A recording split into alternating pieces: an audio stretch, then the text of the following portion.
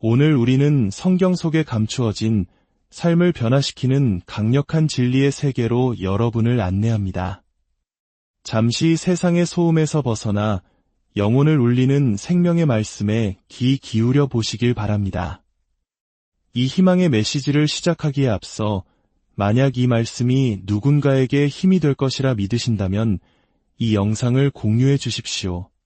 여러분의 구독과 좋아요는 이 진리의 빛이 더 멀리, 더 많은 사람에게 닿게 하는 귀한 통로가 됩니다.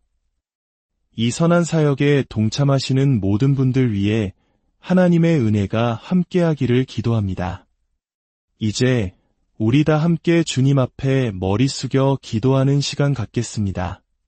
하나님 아버지, 겸손한 마음으로 주님 앞에 나아갑니다. 거룩하게 기록된 주님의 말씀을 허락하시니 감사합니다. 주님의 말씀은 단순히 종이 위의 잉크가 아니라 살아있고 능력이 있으며 성령으로 가득한 진리임을 믿습니다. 이 말씀을 발견하는 모든 이에게 생명이 되며 그들의 온 육체에 건강과 치유가 됨을 감사드립니다. 잠언 4장 20절에서 22절은 주님의 말씀이 생명이요, 건강이요, 약이라고 분명히 증거합니다.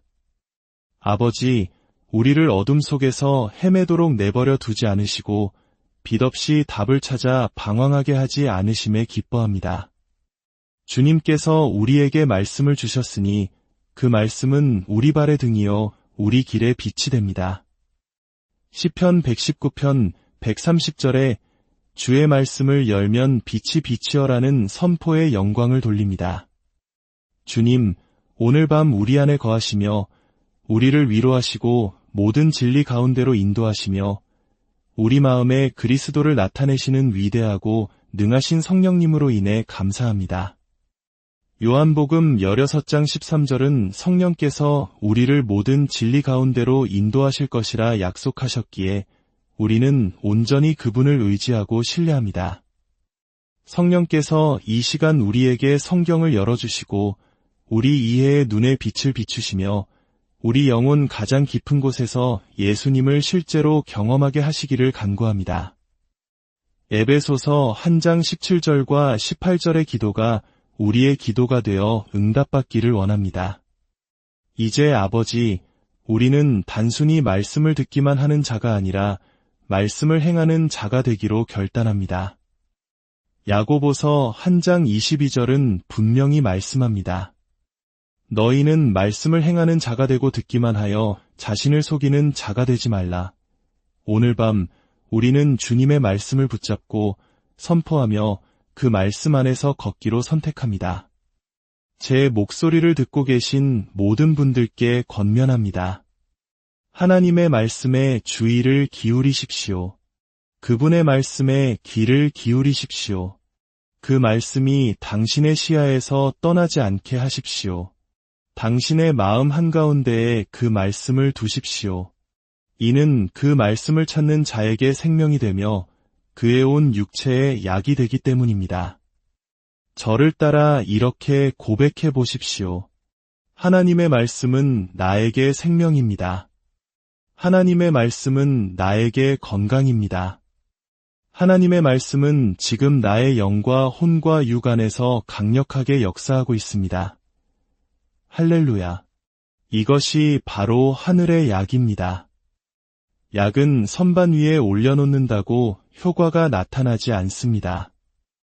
약병을 그저 바라본다고 해서 치유받는 사람은 아무도 없습니다. 약은 반드시 직접 복용해야 하며 꾸준히 복용해야 합니다. 하나님의 말씀도 마찬가지입니다.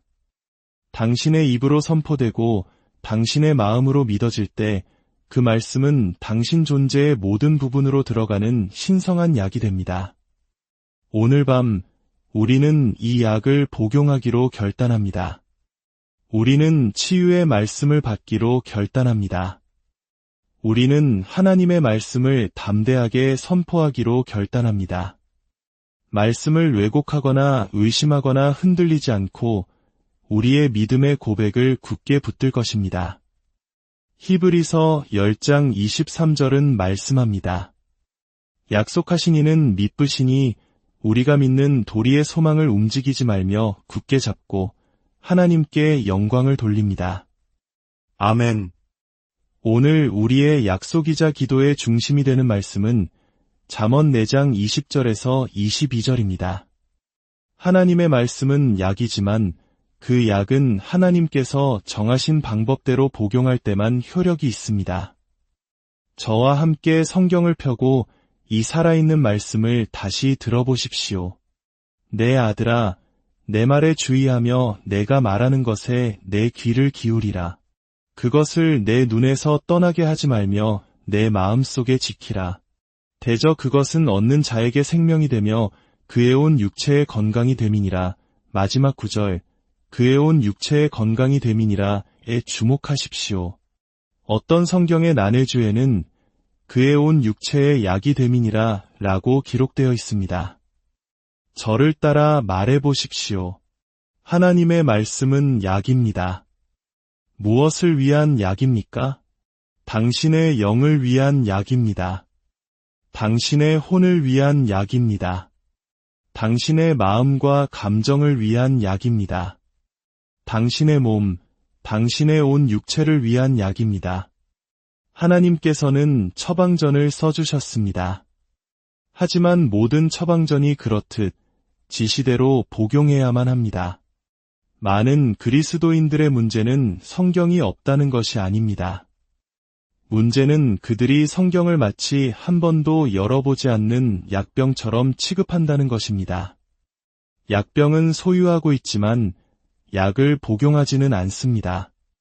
말씀에 주의를 기울이지 않고 귀를 기울이지 않으며 눈앞에 두지도 마음 깊이 숨겨두지도 않습니다. 그러고는 왜 아무것도 변하지 않는지 의아해합니다. 하지만 하나님의 말씀은 단 한 번도 실패한 적이 없습니다. 그분의 처방은 결코 그 능력을 잃지 않았습니다. 실패는 지시를 따르지 않을 때 발생합니다. 생각해 보십시오. 의사에게 가서 약을 처방받았는데 그 약병을 침대 옆 탁자 위에 밀봉된 채로 두고는 이 약들이 날 도와줬으면 좋겠네 라고 말하며 단 한 알도 삼키지 않는다면 병이 나을 수 있을까요?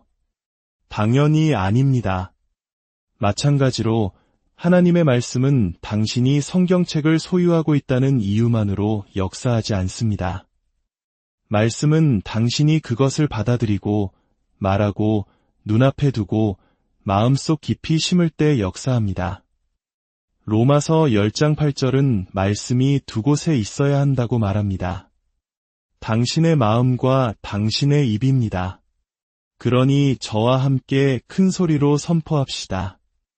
나는 말씀에 주의를 기울입니다. 나는 그분의 말씀에 귀를 기울입니다. 나는 말씀을 내 눈앞에 둡니다. 나는 말씀을 내 마음속에 숨깁니다. 하나님의 말씀은 바로 지금 나에게 생명이요 약입니다. 잠언은 그것은 얻는 자에게 생명이 된다고 말합니다. 모든 사람이 그것을 얻는 것은 아닙니다. 당신은 찾아야 합니다. 파고들어야 합니다. 묵상해야 합니다. 그것이 당신의 영에 뿌리내릴 때까지 반복해야 합니다. 잠언 4장이 말씀을 생명이라 부른 것처럼 예수님께서도 요한복음 6장 63절에서 말씀하셨습니다. 내가 너희에게 이른 말은 영이요 생명이라. 히브리서 4장 12절은 하나님의 말씀은 살아있고 활력이 있어 좌우의 날선 어떤 검보다도 예리하다고 말합니다. 만약 말씀이 약이라면 그것은 질병을 몰아낼 것입니다. 만약 말씀이 약이라면 그것은 약했던 곳에 힘을 가져다 줄 것입니다. 만약 말씀이 약이라면 그것은 두려움이 있던 곳에 평안을 가져다 줄 것입니다. 하지만 당신은 그것을 복용해야 합니다. 당신의 마음과 입에 두어야 합니다. 이것이 바로 기초입니다. 하나님의 말씀은 약입니다. 하나님의 말씀은 생명입니다. 하나님의 말씀은 당신이 그것을 받아들일 때 당신을 위해 일할 것입니다. 하지만 이제 매우 중요한 것을 살펴보겠습니다. 바로 말씀을 잘못 사용하는 위험입니다. 말씀이 약이라면 우리는 그것을 조심스럽게 다루어야 합니다. 잘못된 복용량은 당신을 치료하지 못합니다. 잘못된 처방은 심지어 당신에게 해를 끼칠 수도 있습니다. 슬프게도 많은 그리스도인들이 바로 이 지점에서 실패합니다. 그들은 성경을 잘못 인용합니다. 하나님께서 결코 하지 않으신 말씀을 덧붙입니다. 구절을 왜곡합니다. 그리고 아무런 결과가 나타나지 않으면 하나님을 탓합니다. 하지만 실패는 하나님의 말씀에 있는 것이 아니었습니다. 실패는 잘못된 인용에 있었습니다. 사탄 자신도 하나님의 말씀을 왜곡하는 전문가입니다. 에덴 동산에서 그는 하와에게 물었습니다. 하나님이 참으로 너희에게 이르시더냐? 창세기 3장 1절에서 그는 하나님이 하신 말씀을 왜곡했고 인류는 죄에 빠졌습니다. 또다시 광야에서 마귀는 시편 91편을 인용하여 예수님을 시험했지만 그는 그 구절의 일부를 빼놓았습니다. 마태복음 4장 6절이 이를 기록하고 있습니다. 예수님은 어떻게 하셨습니까? 그분은 정확하게 기록된 말씀으로 대답하셨습니다. 그분은 말씀하셨습니다. 기록되었으되 저와 함께 말해보십시오. 기록되었으되 다시 한번 말해보십시오. 기록되었으되 이것이 당신이 원수와 맞서는 방법입니다. 이것이 당신이 질병에 저항하는 방법입니다. 이것이 당신이 두려움을 극복하는 방법입니다. 반만 인용하거나 왜곡하거나 잘못 인용하지 마십시오. 하나님께서 말씀하신 것을 정확하게 말하십시오. 만약 당신이 성경에 하늘은 스스로 돕는 자를 돕는다고 나와 있다고 말하고 다닌다면 당신은 이미 곤경에 처한 것입니다. 성경은 결코 그렇게 말한 적이 없습니다. 또는 성경은 하나님은 신비로운 방식으로 일하신다고 말한다고 반복한다면 당신은 또다시 잘못 인용하고 있는 것입니다. 하나님은 결코 그렇게 말씀하지 않으셨습니다. 마귀는 당신이 잘못 인용할 때 웃습니다. 왜냐하면 그는 잘못된 인용에는 아무런 능력이 없다는 것을 알기 때문입니다. 진정한 권위는 오직 참된, 기록된 말씀에서만 나옵니다.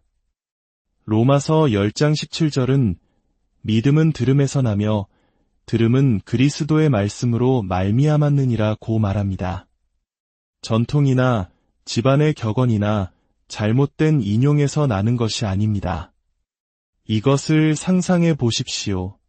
당신이 돈을 인출하기 위해 은행에 갑니다. 수표를 쓰지만 당신 자신의 이름 대신 낯선 사람의 이름을 서명합니다. 은행이 그것을 인정할까요? 당연히 아닙니다. 왜일까요? 잘못된 서명에는 권위가 없기 때문입니다. 마찬가지로 당신이 하나님을 잘못 인용할 때 당신은 그분이 결코 서명하지 않은 수표를 현금으로 바꾸려는 것과 같습니다. 아무 일도 일어나지 않는 것이 당연합니다. 하지만 당신이 그분의 말씀을 그분이 기록하신 대로 말할 때 당신은 그분의 권위로 수표에 배서하는 것이며 하늘이 그것을 뒷받침합니다. 그래서 예수님은 요한복음 15장 7절에서 말씀하셨습니다. 너희가 내 안에 거하고 내 말이 너희 안에 거하면 무엇이든지 원하는 대로 구하라 그리하면 이루리라. 주의 깊게 보십시오. 그의 말씀이 너희 안에 거하면입니다. 사람의 말이나 전통, 잘못된 인용이 아닙니다. 그래서 오늘 밤 여러분에게 촉구합니다. 하나님께서 결코 하지 않으신 말을 반복하는 것을 멈추십시오. 공허한 전통을 되풀이하는 것을 멈추십시오. 그분의 말씀을 기록된 그대로 구절마다 줄마다 말하기 시작하십시오. 그분의 말씀은 생명이요, 능력이요, 약이기 때문입니다. 이렇게 고백합시다. 나는 하나님의 말씀을 잘못 인용하지 않겠습니다. 나는 그분이 말씀하신 것을 말하겠습니다. 나는 내 믿음의 고백을 굳게 붙들겠습니다. 하나님의 말씀은 지금 내 안에서 역사하고 있습니다. 이는 다음 진리로 이어집니다. 믿음은 오직 올바른 말씀, 잘못 인용되지 않은 말씀을 들음으로써만 옵니다. 로마서 10장 17절이 모든 것을 결정합니다. 믿음은 들음에서 나며 들음은 그리스도의 말씀으로 말미암았느니라. 믿음은 의견에서 오지 않습니다. 믿음은 감정에서 오지 않습니다. 믿음은 반쪽짜리 진실에서 오지 않습니다. 믿음은 오직 말씀을 듣고 또 들음으로써만 옵니다. 말씀이 믿음은 들었음에서 온다고 말하지 않는다는 점에 주목하십시오.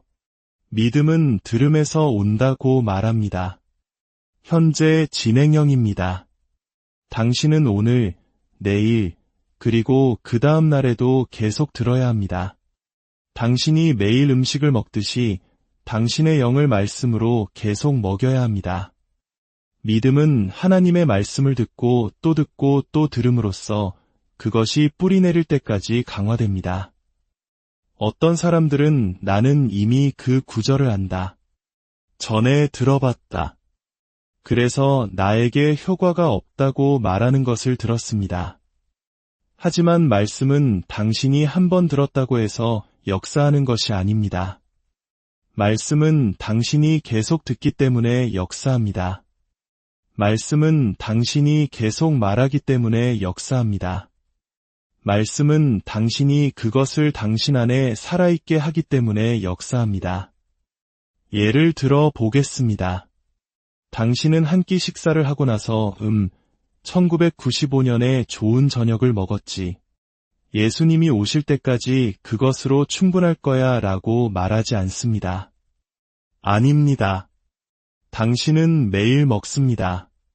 하루에 한 번 이상 먹습니다. 왜일까요? 당신의 몸은 지속적인 영양이 필요하기 때문입니다. 바로 그와 같이 당신의 영은 하나님의 말씀으로 정기적으로 먹여져야 합니다. 하나님의 말씀은 영적인 음식입니다. 마태복음 4장 4절은 사람이 떡으로만 살 것이 아니요 하나님의 입으로부터 나오는 모든 말씀으로 살 것이라고 말합니다. 당신은 어제의 빵으로 오늘을 살 수 없습니다. 당신은 오늘 신선한 빵이 필요합니다. 당신은 오늘 들어야 합니다. 계속 들어야 합니다. 큰 소리로 이렇게 말하십시오. 믿음은 들음에서 온다. 믿음은 말씀을 들음에서 온다. 나는 오늘 말씀을 듣는다. 나는 오늘 말씀을 믿는다. 믿음이 지금 내 안에서 솟아나고 있다. 하나님께 영광을 돌립니다. 말씀을 더 많이 들을수록 당신은 더 강해집니다. 더 많이 들을수록 더 담대해집니다. 더 많이 들을수록 더 안정되고 굳건해집니다. 원리는 이렇습니다. 당신이 잘못 들으면 잘못 믿게 될 것입니다.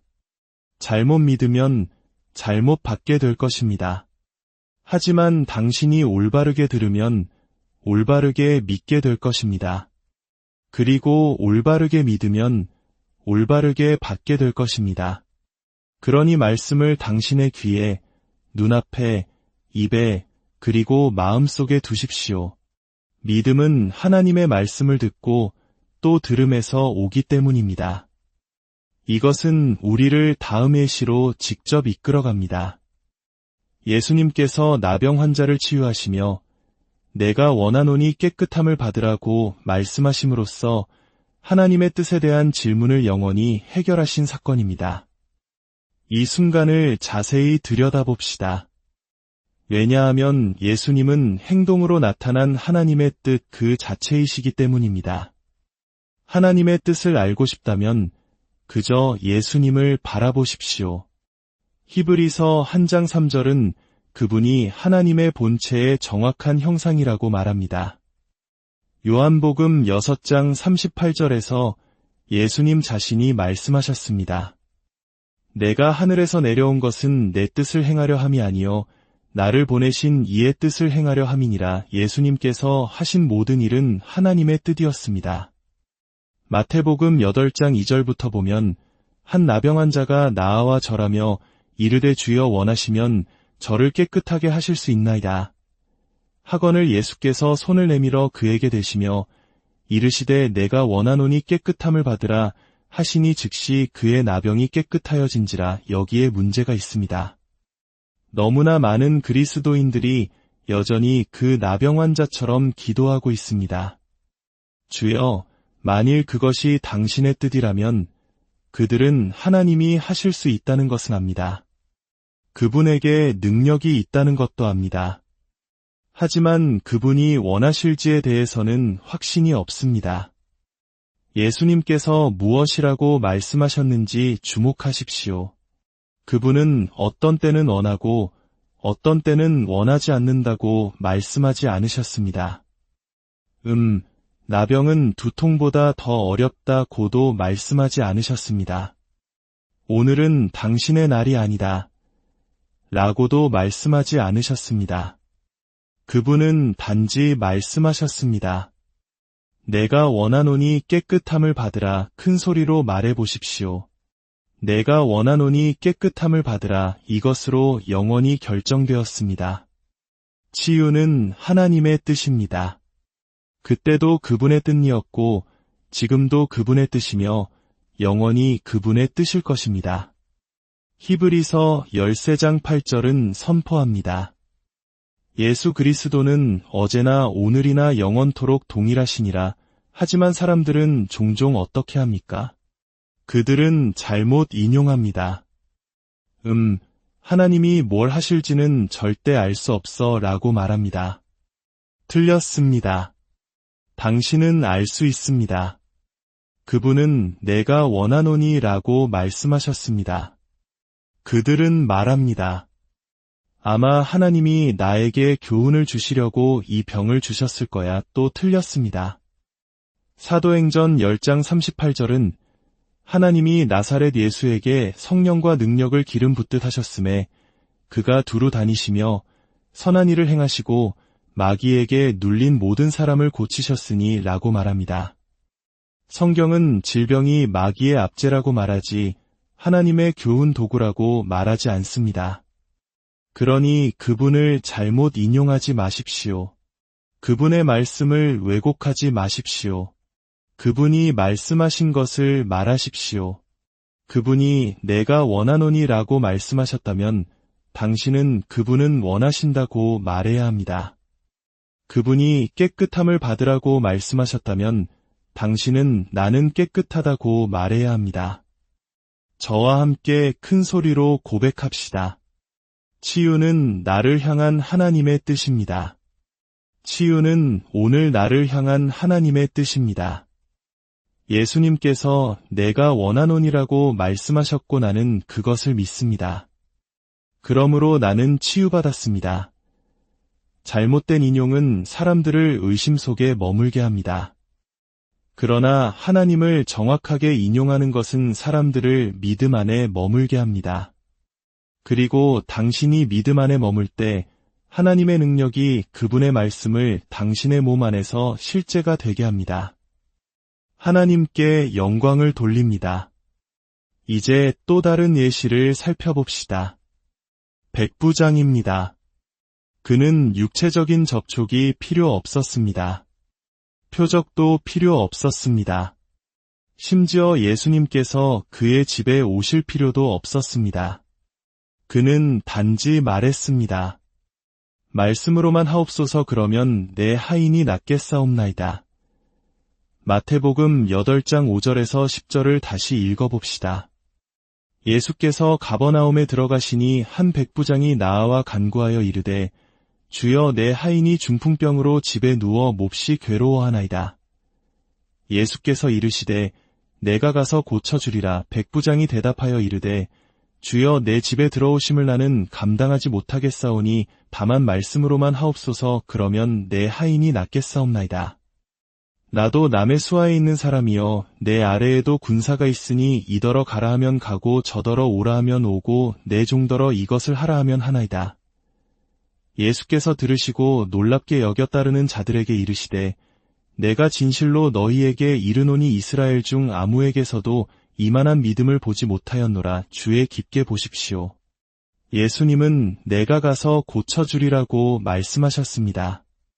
하지만 백부장은 오실 필요조차 없습니다. 다만 말씀으로만 하옵소서. 그러면 내 하인이 낫겠나이다 라고 말했습니다. 이것이 바로 믿음입니다. 이것이 바로 큰 믿음입니다. 감정에 대한 믿음이 아닙니다. 표적에 대한 믿음이 아닙니다. 소름이 돋는 것에 대한 믿음이 아닙니다. 누군가 안수하는 것에 대한 믿음이 아닙니다. 오직 말씀 하나에 대한 믿음입니다. 이 사람은 권위를 이해했습니다. 그는 말했습니다. 나는 권위가 어떻게 작동하는지 압니다. 내가 병사에게 가라고 하면 가고 다른 이에게 오라고 하면 옵니다. 주 예수님, 저는 당신이 질병과 마귀를 다스리는 권위를 가지신 분임을 압니다. 당신이 말씀하시면 그것은 당신에게 복종해야만 합니다. 그리고 예수님은 말씀하셨습니다. 내가 이만한 믿음을 보지 못하였노라. 큰 소리로 이렇게 말하십시오. 말씀으로만 하옵소서. 그러면 내가 낫겠나이다. 다시 한번 말하십시오. 말씀으로만 하옵소서. 그러면 내가 낫겠나이다. 하나님의 자녀여, 그것이 작은 믿음과 큰 믿음의 차이입니다. 작은 믿음은 항상 표적을 찾고 감정을 필요로 하며 증거를 구합니다. 큰 믿음은 오직 말씀만으로 만족합니다. 큰 믿음은 말합니다. 하나님께서 말씀하셨다면 그것으로 충분합니다. 하나님께서 말씀하셨다면 그것으로 끝입니다. 저와 함께 이렇게 말하십시오. 나는 표적이 필요 없습니다. 나는 감정이 필요 없습니다. 나에게는 말씀이 있고 그 말씀으로 충분합니다. 하나님께서 말씀하셨고 나는 그것을 믿습니다. 그것으로 모든 것이 해결되었습니다. 백부장은 말씀을 잘못 인용하지 않았습니다. 그는 말씀을 약화시키지 않았습니다. 그는 말씀을 높였고 믿음이 살아나 그의 하인은 바로 그 시간에 치유받았습니다. 이제 사람들이 치유와 하나님의 말씀에 대해 반복하는 가장 흔한 잘못된 인용들을 파헤치고 그것들을 올바른 선포로 대체해 봅시다. 악마가 가장 좋아하는 거짓말 중 하나가 이것입니다. 사람들은 말합니다. 주님께서 나에게 무언가를 가르치시려고 이 병을 주셨어. 아닙니다. 절대 아닙니다. 성경은 결코 그렇게 말하지 않습니다. 단 한 번도요. 그것은 성경이 아니라 인간의 전통입니다. 사람의 이성입니다. 그리고 그것은 사람들의 믿음을 앗아갑니다. 말씀은 실제로 무엇을 말합니까? 사도행전 10장 38절은 마귀에게 눌린 모든 사람을 고치신 예수님에 대해 말하며 질병이 마귀의 압제라고 분명히 밝힙니다. 주님으로부터 온 축복이 아닙니다. 하나님은 사람들에게 병을 주시는 분이 아니셨습니다. 예수님은 그들에게서 병을 없애주셨습니다. 또한 요한복음 10장 10절을 보십시오. 예수님께서 직접 분명하게 선을 그으셨습니다. 도둑이 오는 것은 도둑질하고 죽이고 멸망시키려는 것뿐이요. 내가 온 것은 양으로 생명을 얻게 하고 더 풍성히 얻게 하려는 것이라. 훔치고 죽이고 파괴한다면 그것은 도둑입니다. 생명을 주고 치유하고 축복한다면 그것은 예수님입니다. 이 둘을 절대 섞지 마십시오. 큰 소리로 지금 바로 선포합시다. 질병은 마귀에게서 온 것이요 치유는 하나님에게서 온 것이다. 예수님은 나에게 생명을 주시기 위해 오셨고 나는 지금 그 풍성한 생명을 받는다. 어떤 사람들은 묻습니다. 바울에게 육체에 가시가 있지 않았나요? 그게 병 아니었나요? 아닙니다. 그것은 또 다른 잘못된 인용입니다. 성경은 스스로를 해석합니다. 고린도후서 12장 7절에서 바울은 육체의 가시 곧 사탄의 사자를 주셨으니 라고 설명했습니다. 그것은 질병이 아니었습니다. 그것은 마귀의 영에 의해 선동된 박해였습니다. 바울이 말씀을 전파하는 곳마다 문제가 발생했습니다. 그러니 잘못 인용하지 마십시오. 악마는 당신이 하나님이 당신의 문제라고 생각하게 만들기 위해 성경을 왜곡하는 것을 좋아합니다. 하지만 하나님은 결코 당신의 문제가 아닙니다. 하나님은 당신의 해답이십니다. 하나님은 당신의 치유자이십니다. 하나님은 당신의 구원자이십니다. 하나님은 병을 보내시는 분이 아니라 치유를 보내시는 분입니다.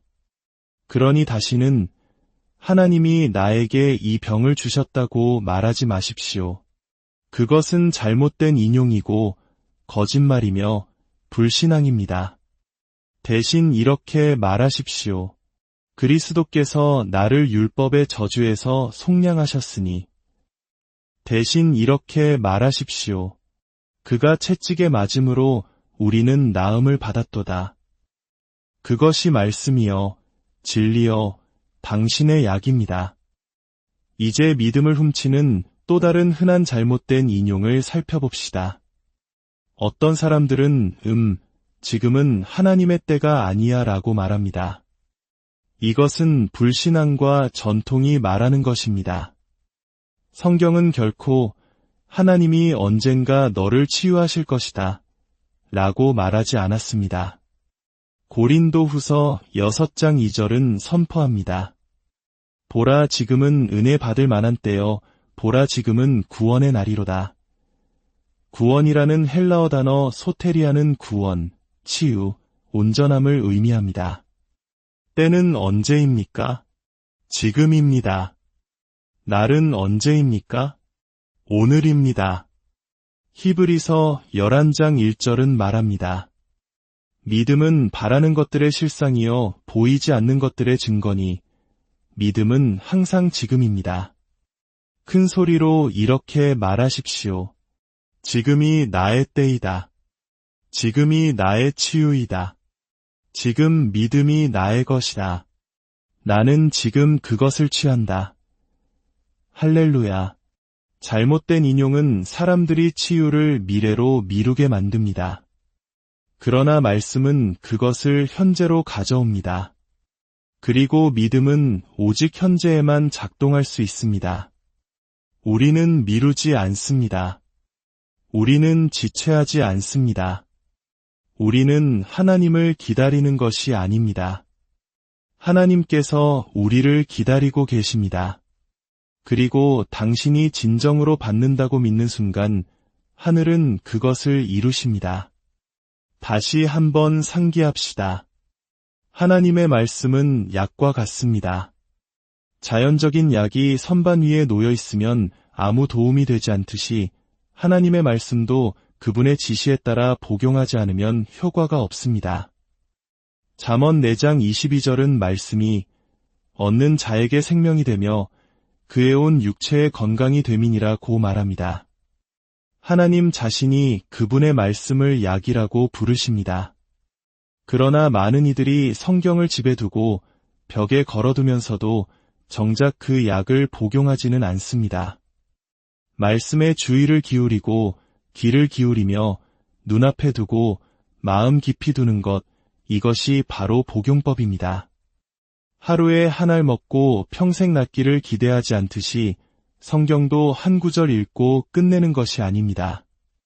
매일 아침, 점심, 저녁으로 복용해야 합니다. 여호수아 1장 8절은 이 율법책을 내 입에서 떠나지 말게 하며 주야로 그것을 묵상하여 그리하면 내 길이 평탄하게 될 것이며 내가 형통하리라고 말씀합니다. 저와 함께 고백합시다. 말씀은 나의 약이다. 나는 매일 나의 약을 복용한다. 나는 말씀을 내 입과 눈과 마음에 둔다. 말씀이 지금 내 안에서 역사하고 있다. 할렐루야. 많은 사람들이 실수하는 지점은 하나님의 약속과 함께 의심, 두려움, 불신앙, 인간의 전통을 섞는다는 것입니다. 이것은 약의 독을 타는 것과 같습니다. 약효를 상쇄시킵니다. 그러므로 우리는 성경을 왜곡하는 잘못된 방법들을 면밀히 살피고 그것들을 올바른 선포로 대체해야 합니다.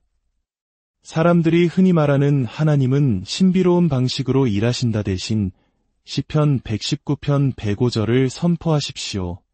주의 말씀은 내 발의 등이여 내 길의 빛이니이다. 하나님은 스스로 돕는 자를 돕는다 대신 히브리서 13장 6절을 선포하십시오. 주는 나를 돕는 이시니 내가 무서워하지 아니하겠노라. 갈 때가 되면 가는 거지 대신 시편 91편 16절을 선포하십시오. 내가 그를 장수하게 함으로 그를 만족하게 하며 나의 구원을 그에게 보이리라. 이렇게 모든 거짓말에 대한 진리가 있습니다. 모든 잘못된 표현에 대한 성경 구절이 있습니다. 저와 함께 말하십시오. 나는 전통 대신 진리를 선택한다. 나는 잘못된 인용 대신 말씀을 선택한다. 나는 사람이 만들어낸 것이 아니라 오직 하나님이 말씀하신 것만 말한다. 하나님의 말씀이 나의 고백이다. 이것이 여러분의 생각을 재프로그래밍하고 여러분의 약을 순수하게 유지하는 방법입니다. 진실을 말할수록 믿음은 자랍니다. 말씀을 선포할수록 그것은 더 실제가 됩니다. 이제 실용적인 단계로 나아가 봅시다. 바로 고백 훈련입니다. 운동과 반복을 통해 몸을 단련하듯 우리는 하나님의 말씀을 반복함으로써 영을 단련합니다. 그것이 당신에게 실제가 될 때까지요. 질병보다, 두려움보다, 의심보다 더 실제가 될 때까지 반복하는 것입니다. 함께 연습해 봅시다. 제가 먼저 말하고 여러분이 따라 하십시오. 그가 친히 나의 질병을 짊어지셨다. 그가 채찍에 맞음으로 나는 나음을 입었다. 그리스도 예수 안에 있는 생명의 성령의 법이 죄와 사망의 법에서 나를 해방하였음이라. 그리스도께서 나를 율법의 저주에서 속량하셨다. 여호와는 내 생명의 능력이시니 할렐루야. 이것이 말씀이 역사하는 방식입니다. 이것이 약을 복용하는 방법입니다. 이것을 매일 하십시오. 고통이 공격할 때, 두려움이 찾아올 때, 의심이 속삭일 때, 당신의 마음이 확신할 때까지 말씀을 선포하십시오. 당신 자신의 입으로 말하는 하나님의 말씀을 들을수록 그것은 당신 안에서 더욱 살아 움직입니다.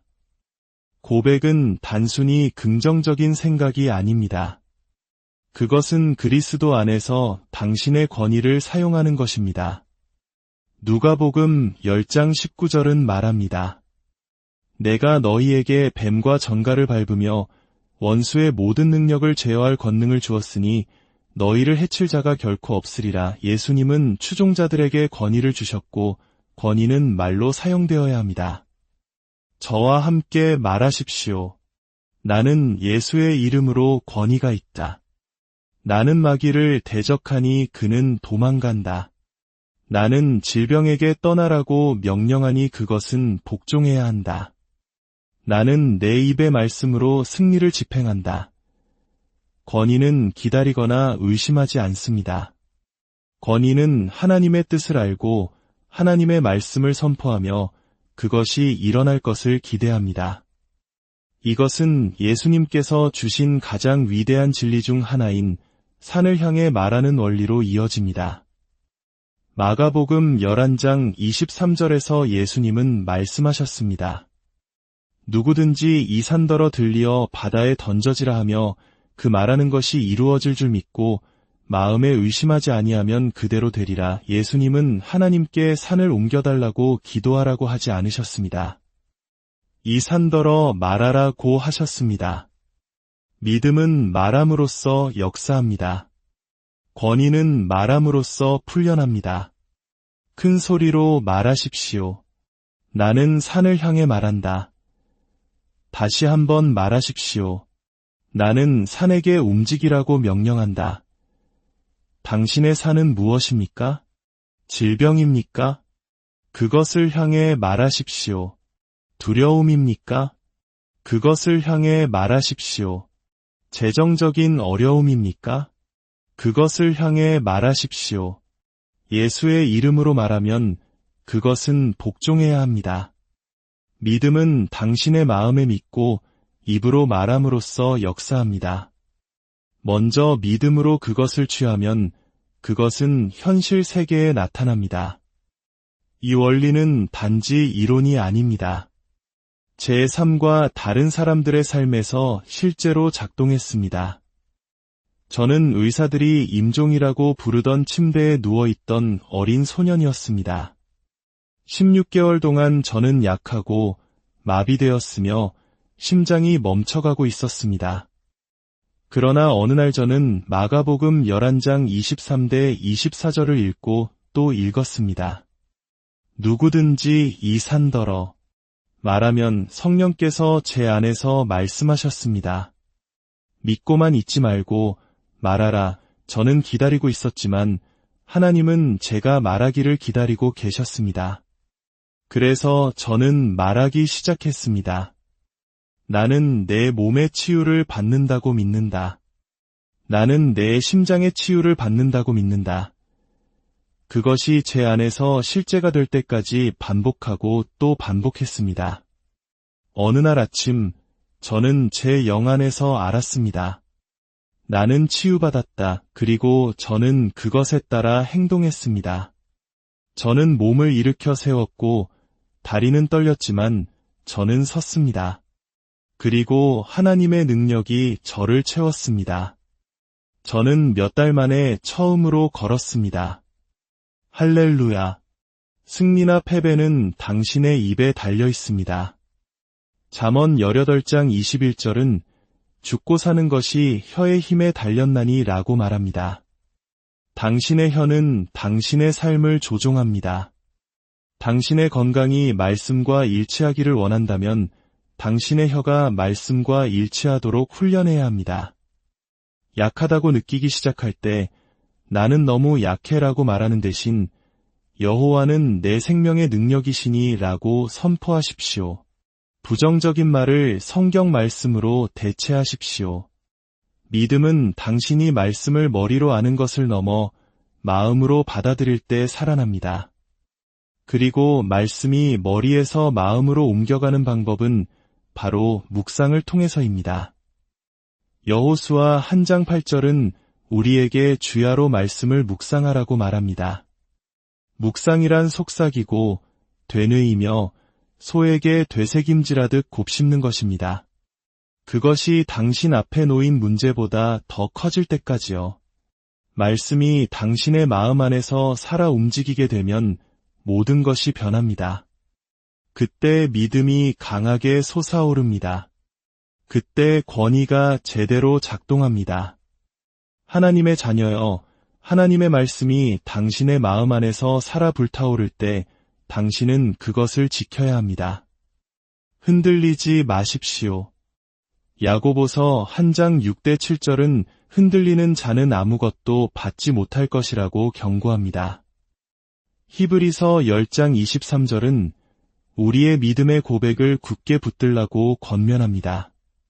아브라함처럼 약속을 의심하지 말고 믿음에 굳게 서십시오. 믿음의 가장 높은 표현은 나타나기 전에 찬양하는 것입니다. 빌립보서 4장 6절은 감사함으로 우리의 요청을 하나님께 아뢰라고 말합니다. 응답을 본 후가 아니라 여전히 믿고 있는 동안에요. 바울과 실라가 감옥에서 찬양했을 때 옥문이 열리고 쇠사슬이 풀렸습니다. 찬양은 항상 구원보다 먼저 옵니다. 큰 소리로 저와 함께 말하십시오. 나는 지금 응답에 대해 하나님을 찬양한다. 나는 보기 전에 하나님께 감사한다. 나의 찬양은 나의 믿음의 증거이다. 승리는 이미 나의 것이다. 그러나 믿음의 길에 가장 큰 장애물 중 하나는 바로 용서하지 않음입니다. 예수님께서 산을 옮기는 믿음에 대해 말씀하신 직후 마가복음 11장 25절에서 경고하셨습니다. 서서 기도할 때에 아무에게나 혐의가 있거든 용서하라, 그리하여야 하늘에 계신 너희 아버지께서도 너희 허물을 사하여 주시리라. 용서하지 않음은 당신의 믿음을 멈추게 하고 치유를 막습니다. 쓴 뿌리를 한 손에, 치유를 다른 한 손에 줄 수는 없습니다. 용서는 감정이 아니라 결정입니다. 아버지, 저는 그들을 용서합니다. 저는 그것을 놓아줍니다. 라고 말할 때 하나님의 능력이 다시 방해 없이 흐릅니다. 저와 함께 고백하십시오. 나는 그리스도께서 나를 용서하신 것처럼 용서한다. 나는 쓴 뿌리와 분노를 거부한다. 나는 나에게 행해진 모든 잘못을 풀어준다. 아무것도 나의 믿음을 막을 수 없다. 할렐루야. 믿음의 삶은 위기 때만 꺼내 쓰는 도구가 아니라 매일의 삶의 방식입니다.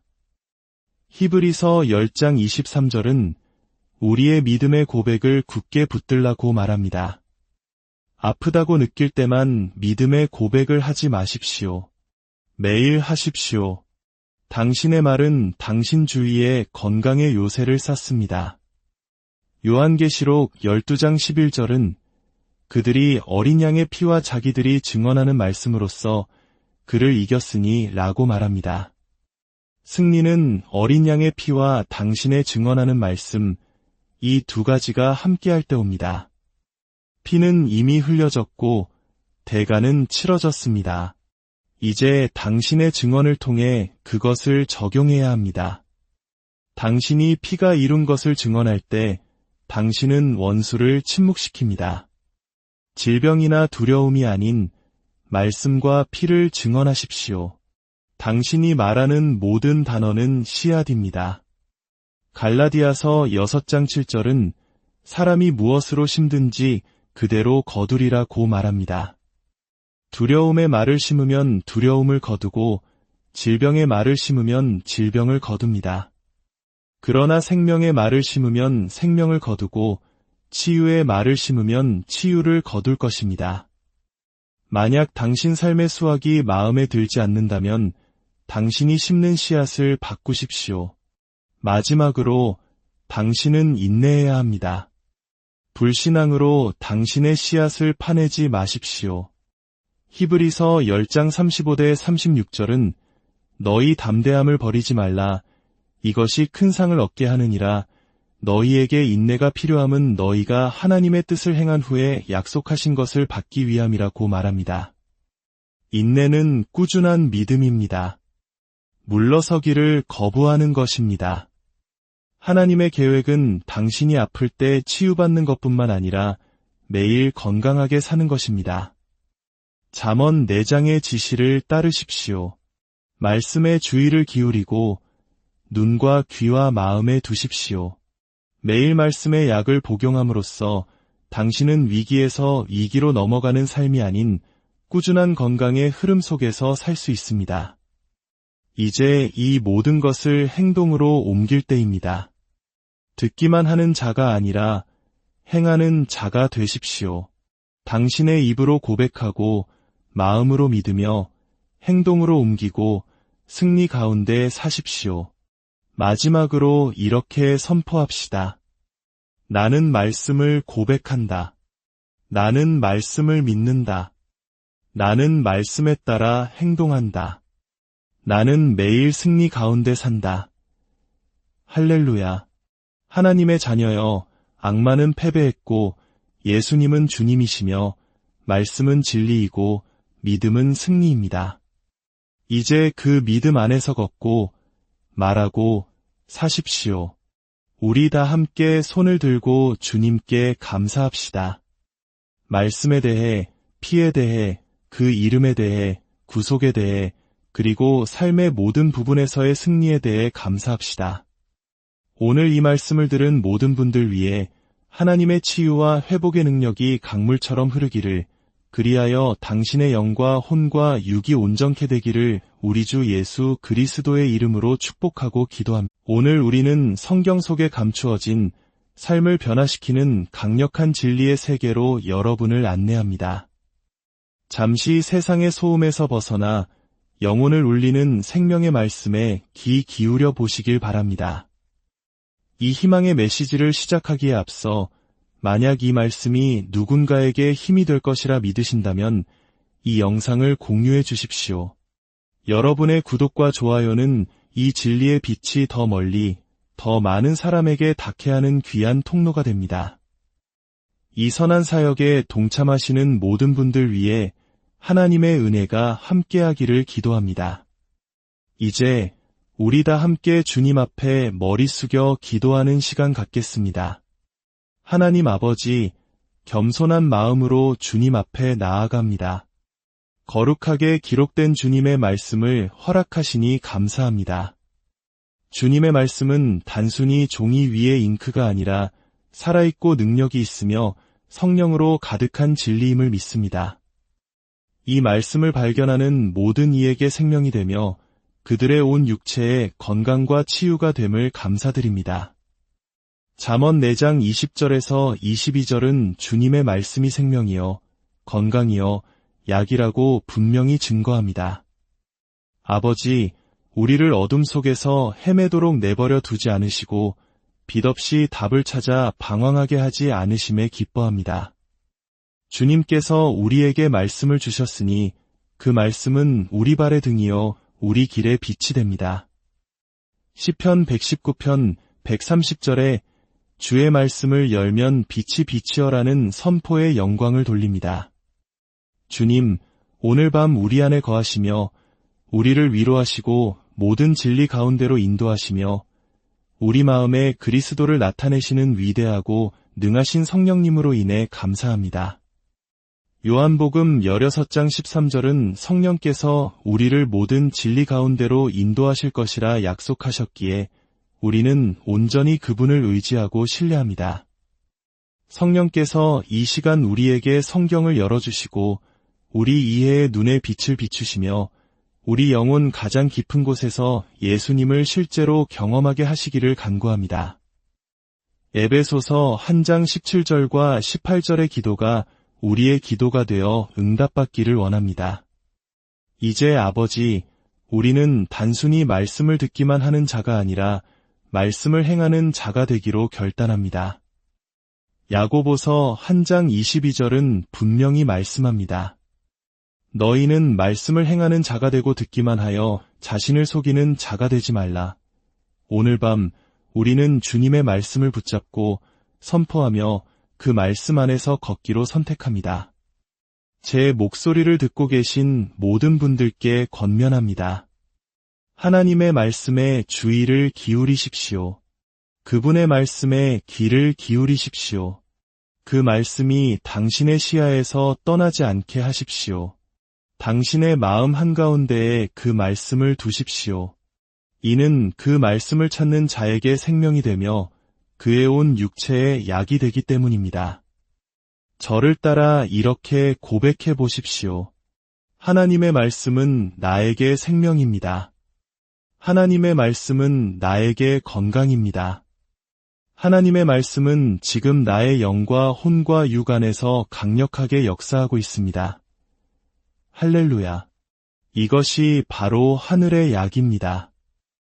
약은 선반 위에 올려놓는다고 효과가 나타나지 않습니다. 약병을 그저 바라본다고 해서 치유받는 사람은 아무도 없습니다. 약은 반드시 직접 복용해야 하며 꾸준히 복용해야 합니다. 하나님의 말씀도 마찬가지입니다.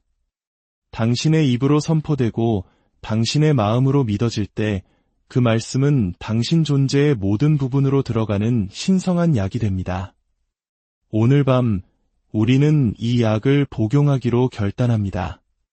우리는 치유의 말씀을 받기로 결단합니다. 우리는 하나님의 말씀을 담대하게 선포하기로 결단합니다. 말씀을 왜곡하거나 의심하거나 흔들리지 않고 우리의 믿음의 고백을 굳게 붙들 것입니다. 히브리서 10장 23절은 말씀합니다. 약속하신 이는 믿으시니 우리가 믿는 도리의 소망을 움직이지 말며 굳게 잡고 하나님께 영광을 돌립니다. 아멘. 오늘 우리의 약속이자 기도의 중심이 되는 말씀은 잠언 4장 20절에서 22절입니다. 하나님의 말씀은 약이지만 그 약은 하나님께서 정하신 방법대로 복용할 때만 효력이 있습니다. 저와 함께 성경을 펴고 이 살아있는 말씀을 다시 들어보십시오. 내 아들아, 내 말에 주의하며 내가 말하는 것에 내 귀를 기울이라. 그것을 내 눈에서 떠나게 하지 말며 내 마음속에 지키라. 대저 그것은 얻는 자에게 생명이 되며 그의 온 육체의 건강이 됨이니라. 마지막 구절, 그의 온 육체의 건강이 됨이니라에 주목하십시오. 어떤 성경의 난해주에는 그의 온 육체의 약이 됨이니라 라고 기록되어 있습니다. 저를 따라 말해보십시오. 하나님의 말씀은 약입니다. 무엇을 위한 약입니까? 당신의 영을 위한 약입니다. 당신의 혼을 위한 약입니다. 당신의 마음과 감정을 위한 약입니다. 당신의 몸, 당신의 온 육체를 위한 약입니다. 하나님께서는 처방전을 써주셨습니다. 하지만 모든 처방전이 그렇듯 지시대로 복용해야만 합니다. 많은 그리스도인들의 문제는 성경이 없다는 것이 아닙니다. 문제는 그들이 성경을 마치 한 번도 열어보지 않는 약병처럼 취급한다는 것입니다. 약병은 소유하고 있지만 약을 복용하지는 않습니다. 말씀에 주의를 기울이지 않고 귀를 기울이지 않으며 눈앞에 두지도 마음 깊이 숨겨두지도 않습니다. 그러고는 왜 아무것도 변하지 않는지 의아해합니다. 하지만 하나님의 말씀은 단 한 번도 실패한 적이 없습니다. 그분의 처방은 결코 그 능력을 잃지 않았습니다. 실패는 지시를 따르지 않을 때 발생합니다. 생각해 보십시오. 의사에게 가서 약을 처방받았는데 그 약병을 침대 옆 탁자 위에 밀봉된 채로 두고는 이 약들이 날 도와줬으면 좋겠네 라고 말하며 단 한 알도 삼키지 않는다면 병이 나을 수 있을까요? 당연히 아닙니다. 마찬가지로 하나님의 말씀은 당신이 성경책을 소유하고 있다는 이유만으로 역사하지 않습니다. 말씀은 당신이 그것을 받아들이고 말하고 눈앞에 두고 마음속 깊이 심을 때 역사합니다.